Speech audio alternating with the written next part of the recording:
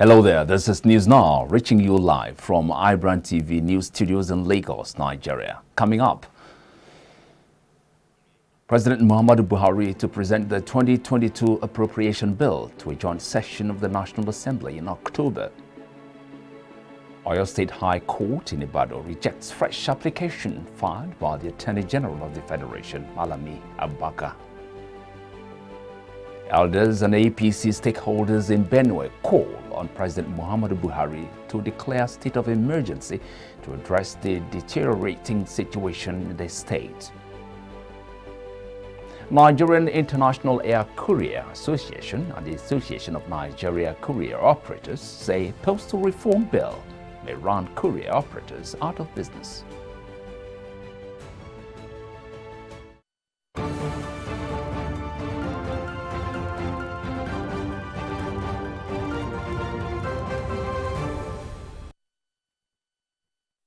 Hello again, and thanks very much for joining us on News Now. And here are stories making headlines. I am Michael Nath.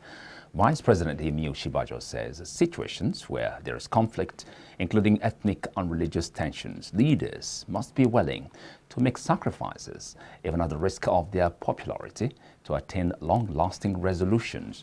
Osinbajo said this on Monday when he received a courtesy visit to the presidential villa by a delegation from the Muslim Public Affairs Center led by its executive chairman, Disu Kamo. A senior special assistant to the vice president on media and publicity, Laolu Akonde, revealed this in a statement released in Abuja. Akonde quoted the vice president as saying, "There is a need to understand that there is no way that we can deal with the tensions between the faiths and ethnicities in Nigeria today unless those in leadership are prepared to make some important sacrifices." A statement further reads, and I quote, "It is very important that we don't diminish the importance of language and respectful, non-violent communication so that we can keep our discussions at a level that ensures that we don't degenerate too quickly to violence." End of quote. Now, and Oyo State High Court in Ibadan has rejected the fresh application filed by the Attorney General of the Federation, Malami Abubakar Malami, praying the court to vacate the restraining order it granted against the AGF, the Department of State Services, and the Director of DSS in Oyo State. The court, presided over by Justice Ladiran Akintola, had on August the 4th granted an interim injunction restraining the AGF, the DSS, and their agents not to arrest, intimidate, harass, or freeze bank accounts of the Yoruba Nation activist Chief Sunday Adeyemo, who is popularly known as Sunday Igboho. Justice Akintola had on August the 18th extended the interim order, but Malami, who was represented at the resumed hearing on Monday by Enoch Simeon, filed a fresh application asking the court to vacate the order granted against the arrest of Igboho, who is currently in police custody in Benue Republic. Igboho's counsel, Yomi Aliyu, raised an objection to the application. He told the court that he had earlier filed a fresh application for an extension of the restraining order on August the 26th. He also said he had responded to the preliminary objection filed by the respondents. Malami's counsel also prayed the court for an adjournment for him to respond to the counter motion by Igboho's counsel against the preliminary objection bordering on jurisdiction of the court to entertain the suit. In a submission, the counsel for the DSS, Nuruddin, said he had not been served with the new processes, pleading with the court to give fair hearing to the parties by adjourning the case for hearing. The judge rejected the fresh application to vacate the restraining order and ruled that the order would subsist till September the 7th, which he adjourned the case to. Now, elders of stakeholders of the All Progressives Congress in Benue have called on President Muhammadu Buhari to declare an immediate emergency to address the deteriorating security situation in the state. They hinged their call on the persistent claim by Governor Samuel Ortom that the security situation in the state has deteriorated in such a manner that lives of Benue people are not secured. Addressing reporters on behalf of elders and stakeholders of the party in the state in Abuja on Monday, Minister of Special Duties and Intergovernmental Affairs, Senator George Akume, said the call came after assessment of the situation and acceptance of failure by Governor Samuel Ortom. Akume, who was flanked by APC Chairman Abba Moro, former and serving national and state assemblies and chieftains of the party in the state, said the governor has shown gross incompetence to govern, calling on the president to rescue the state.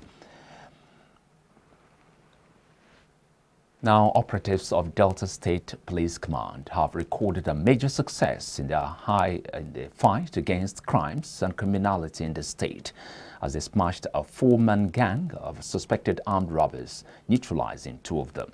The feat was recorded following a tip-off. The divisional patrol team from O2 Jeremy Police Station, while on stop and search duty along Otokuku Road, received information that four suspected armed robbers who had earlier snatched two vehicles, a gold-colored Toyota Camry and a custom-colored Lexus 350 Jeep, which had abandoned their vehicles at Otokuku community due to suspected mechanical faults and were escaping in a tricycle. Consequently, the police operatives swung into action and chased the hoodlums, who, on sighting the police team, opened fire on them. The policemen fired back at the suspected armed robbers, and the ensuing gun battle, the hoodlums were forced to abandon the tricycle. Two of the hoodlums escaped and ran into the nearby bush, while two others were fatally wounded and found in the tricycle with gunshot injuries. Exhibits recovered from the tricycle included one AK-47 rifle, an empty magazine, a cash sum of 200,000 naira, and gold jewelries. Now, the Lagos State Environmental Protection Agency and the National Agency for Food and Drug Administration Control have sealed off a chemical plant in the Ikorodu area of Lagos State and arrested 4 persons for tampering with evidence. The joint operation was led by Director Lasepa West Adedayo and the Principal Regulatory Officer NAFDAC Ado Kabiri. A statement by the Lasepa's Chief Public Affairs Officer Bola Ajao said the closure was after an investigative visit by both agencies to the premises, where toxic substances, large volumes of hazardous chemicals, used medical consumables, and electronic and electrical equipment waste recycling plants were discovered. Ajao said, quote, "The joint team promptly halted all activities on the site by placing a Lasepa stop work order, leading to the arrest of 4 persons during the joint follow-up inspection exercise. The 2 men attempted to destroy previously established evidence by illegally gaining access to the sealed site. 2 facility managers and the alleged owner of the expired drugs were taken to custody by NAFDAC for further questioning." Now, the General Manager, Lasepa Dolapo Fasawe, said large quantities of artificial sweeteners and flavors, biohazardous wastes, including used needles, syringes, nose masks, disposable hand gloves, and apparels were also discovered at the site. Now, residents of Graceland Estate Obaile in Akure North Local Government Area of Ondo State have protested outrageous electricity bills by the office of the Benin Electricity Distribution Company in Akure. The protesters, who gathered at the entrance gate to the company, prevented the workers from gaining access to their offices. It took intervention of soldiers on duty at the BEDC office before some staff going into their offices. I'll be coming there to exploit us. They call their boys to come and exploit us. Every month, in house, we pay nothing less than 10, 15, 20,000 naira in the month. And if you do not pay it, they will just cut off your light. And we are telling them that you give us a prepaid meter. And even we have a transformer which they refuse to be installed. And they are just coming every month. to exploit us. We have even procured a transformer, and that transformer, they are not coming to install it. So how long can we continue to cope under this condition? The minimum wage in Nigeria is 30,000 naira, and they are bringing crazy bills like 60,000, like 80,000 every month. Please, the world should call BEDC to order, especially BEDC. They should call them to order. This suffering is too much. This exploitation is too much. We want meter. All we want is meter. We want prepaid meter. I want to refer you to the NEC website. Every customer, whether you are metered or you are not metered, if you are not metered, there's a cap ceiling where every customer has to be metered.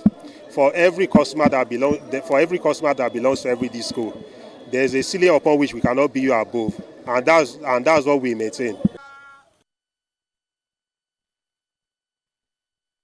The frightening spate of insecurity compounded by the ceaseless incidents of ethnic attacks across the country is now a major source of concern for Shina Pella, a lawmaker representing Isheyin Ete-Siwaju, Iwaj, a federal constituency.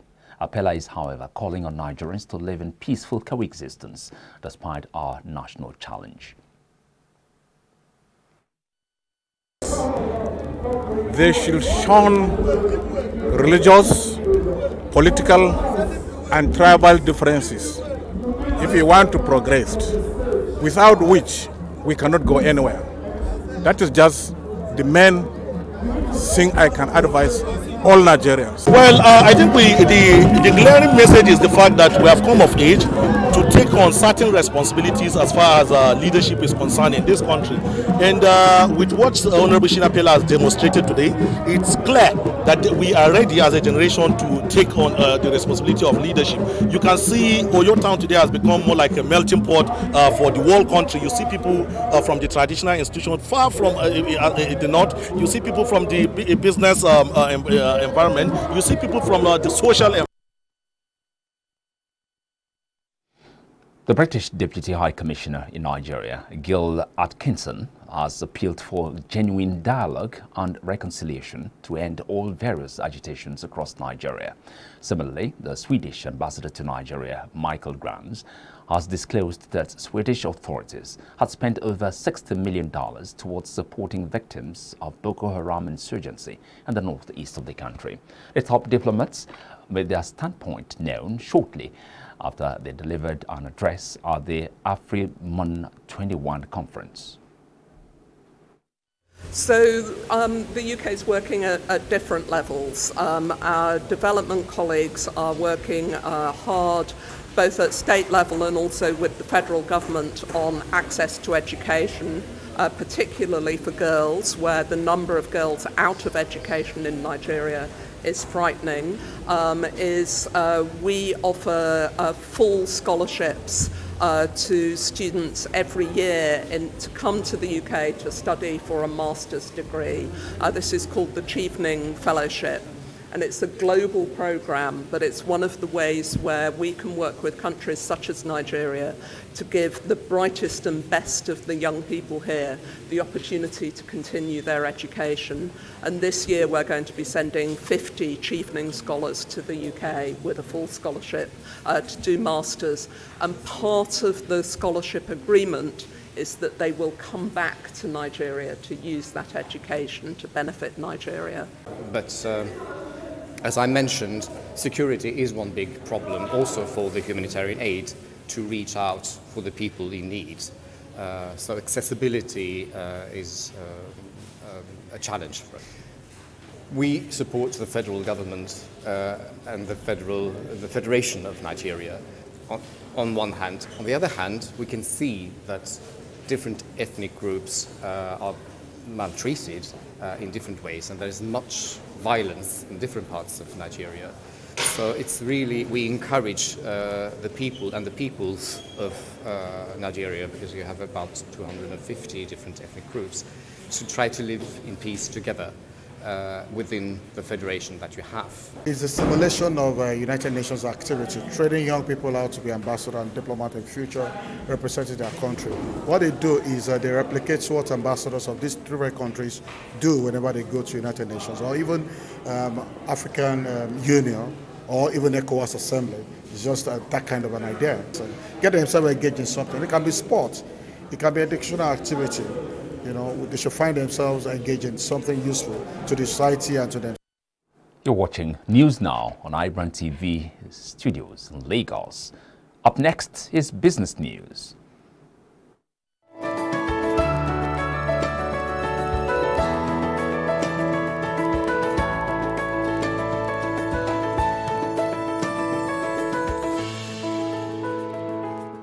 Hello, welcome. This is Business News. I am Frank Omalape. And now President Muhammadu Buhari may present the 2022 appropriation bill to a joint session of the National Assembly on a yet-to-be-determined date in October. The Minister of Finance, Budget and National Planning, Zainab Ahmed, gave the hint at a press briefing in Abuja on Monday. The briefing was organized to give further insight into the recent gross domestic product estimate for second quarter 2021 published by the National Bureau of Statistics. The minister said the government planned to raise half of the 6.1 billion euro part of external borrowing to be used to fund budget deficit through Eurobonds and the other half through other windows. And away from there now, the Central Bank of Nigeria Monday announced the formal engagement of a global fintech company, Bit Incorporation, as the technical partner for its digital currency. According to a statement released by the CBN, the digital currency called e-Naira will be unveiled before the end of this year. The benefit of the central bank digital currency include increased cross-border trade, accelerated financial inclusion, cheaper and faster remittance inflows, and easier targeted social interventions. The virtual currency would also ensure improvements in monetary policy effectiveness, payment systems efficiency, and tax collection. And in the meantime, the Nigerian National Petroleum Corporation incurred 756.99 billion naira petrol subsidy cost from January to July this year. The latest data obtained from the corporation has shown the subsidy, which the NNPC prefers to call value shortfall, run the recovery resurfaced in January this year as the government left the pump price of petrol unchanged at 162 naira to 165 naira per litre, despite the increase in global oil prices. The federal government had in March 2020 removed petrol subsidy after reducing the pump price by the product to around 125 naira per litre from 145 naira following the sharp drop in crude oil prices. And our Nigerian International Air Courier Association and the Association of Nigeria Courier Operators have asked that the passage of the Postal Reform Bill be halted and reconsidered, as the implementation of some clauses may run courier operators out of business and lead to massive job loss within the industry. In a joint briefing on Monday, Niaken and Anko said the bill, which had reached the second reading at the National Assembly, did not address their concerns. They said the bill did not capture their representation during the public hearings and meetings at different levels of government. Country Managing Director, DHL International Nigeria, Muyiwa Adeseyuju, said while at DHL they might not be able to put a number on job loss, but in proper perspective, the implementation of the legislation will cost DHL alone, in addition to what is currently being done, about 2 billion naira annually. Anyway, from there now, the Minister of Agriculture and Rural Development, Mohammed Sabo Nanono, has stated the decision of the federal government to shut the country's borders has started paying off with the resuscitation of many rice milling plants. Nanono said that the policy also impacted positively on the nation's agricultural sector's contribution to the gross domestic product, maintaining that the directive to shut the borders was one of the best decisions ever taken by a sitting administration.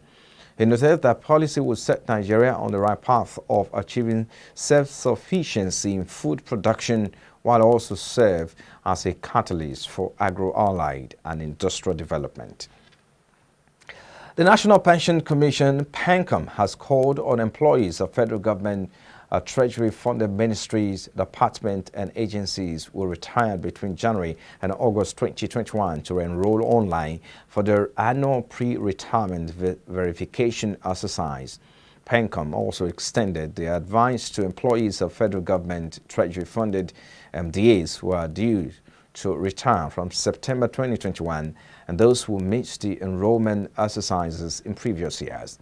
The Commission pointed out that the online enrollment application will go live on September 1, 2021, as verification and enrollment by relevant stakeholders must be completed with their respective pension fund administrators by October 29, 2021.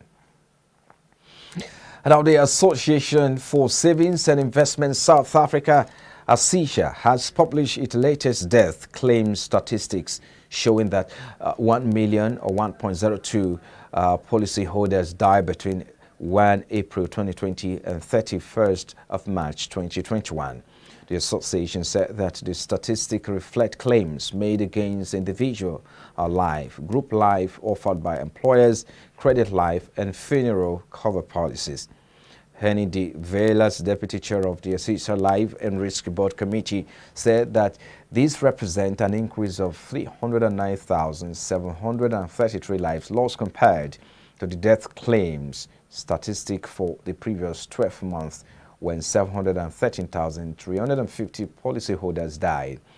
The Velas said that the beneficiaries of the 1.02 million policyholders have received death benefit of around 47.58 billion rounds across all lines of risk business. And it's time to cross over to foreign stories now. Asian stocks were mixed today as weaker economic activity in China and the latest escalation in Beijing's crackdown on private industries overshadowed another record close on Wall Street. Equities slipped in China, where data signal that an outbreak of the Delta virus variant led to a service sector contraction for the first time since February last year. Hong Kong's lead as Beijing step up curbs on video gaming firms weigh on Chinese technology stocks. U.S. futures edge up after the S&P 500 hit its 12th all-time high in August and the Nasdaq 100 rose. Treasuries had gains made following the Federal Reserve Chair Jerome Powell's measures comments about a possible reduction in stimulus and any future interest rate hikes. In the oil market now, oil prices fell on Tuesday on concern that power outages and flooding in Louisiana after Hurricane Ida will cut crude demand from refineries. At the same time, global producers plan to raise output. U.S. West Texas Intermediate crude futures were down 41 cents or about 0.6% to $60.80 a barrel in early trade, reversing most of Monday's gain. While Brent crude futures for October due to expire on Tuesday were down 46 cents at $72.95 a barrel after gaining nearly 1% on Monday. The more active November contract fell 42 cents or about 0.6% to $71.81 a barrel. The prospect that the extended refinery outages will curb oil demand weighed on prices. Hurricane Ida shuttered or curtailed output at 6 refineries in Louisiana that process about 1.92 million barrels per day of crude oil, around 12% of U.S. refining capacity. Well, and that's all we have for your business news at this time. Many thanks for watching. I am Frank Omalape. Bye for now.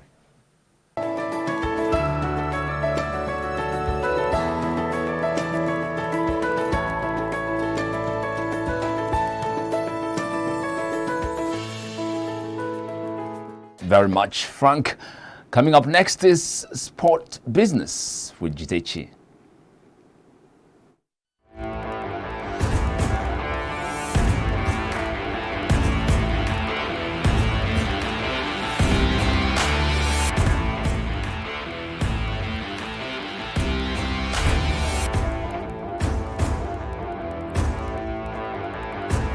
Welcome to the Sports Business Update.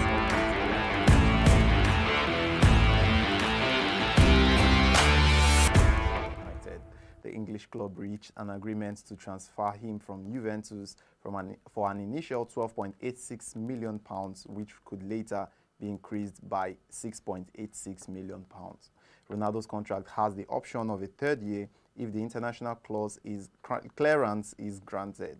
Juventus say the initial fee will be paid over 5 years and might be increased upon achievement of specific performance objectives during the contract. United had announced plans last Friday to bring the Portuguese striker back to the club, but added that the deal was subject to an agreement of personal terms, a medical exam, and a visa. The forwards first signed for Manchester United in 2003 from Sporting Lisbon in Portugal at the age of 18. And in other stories, Leeds and Manchester United have agreed a fee for the transfer of Daniel James, several sources have confirmed.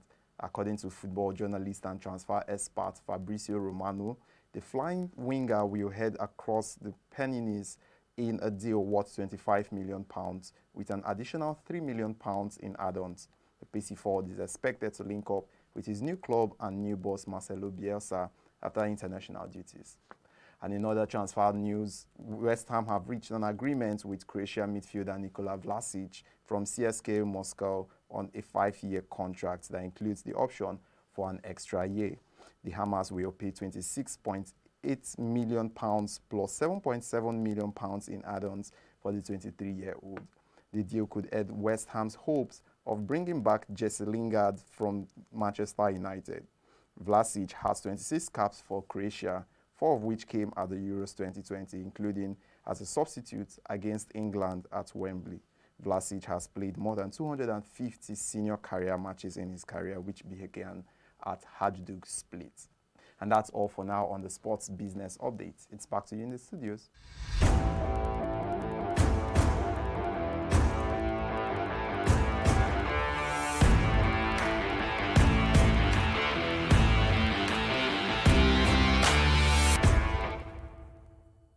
Thank you so much, Jidechi. Up next is entertainment news.